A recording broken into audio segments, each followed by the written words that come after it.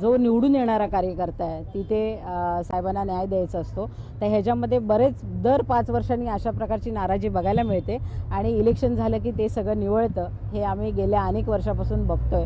तर मला असं वाटतं आत्ता जे बंड करणार आहेत ते थोड्या दिवसांनी शांत होतील आणि आपलं काम पूर्ववत चालू राहील. स्थानिक नगरसेवक पाहिजे हा मुद्दा होता आणि या मुद्द्यावर भांडण झालं होतं. आता काय ठरलं, स्थानिकच नगरसेवक असणार आहे का कसं असणार? ते तुम्हाला येत्या 2 दिवसात समजेलच. पण खऱ्या अर्थाने मी जसं सांगितलं की कार्यकर्त्यांची भावना आहे ती व्यक्त करतात. जेव्हा भावना कोण व्यक्त करतं किंवा इच्छा प्रकट करतं तर ते मला असं वाटतं तो गुन्हा नाही आहे. मी हे प्रत्येक वेळी सांगत आलेली आहे आणि ह्याच्यावरती पक्षश्रेष्ठी निर्णय घेतील. पण माझ्या मनात ज्या काही गोष्टी होत्या त्या साहेबांशी बोलून मी स्पष्ट केलेल्या आहेत आणि बाकी आता काय बोलणं हरकत नाही. निवडणुकीत तुमच्यावर काय जबाबदारी ठाण्यात? देश विदेशातील प्रत्येक घडामोडींचे लाईव्ह अपडेट मिळवण्यासाठी आता साम टीव्हीच्या सर्व सोशल मीडिया प्लॅटफॉर्मला लाईक, फॉलो आणि सबस्क्राईब करा. तसंच सर्व नोटिफिकेशनसाठी बेल आयकॉन प्रेस करायला विसरू नका.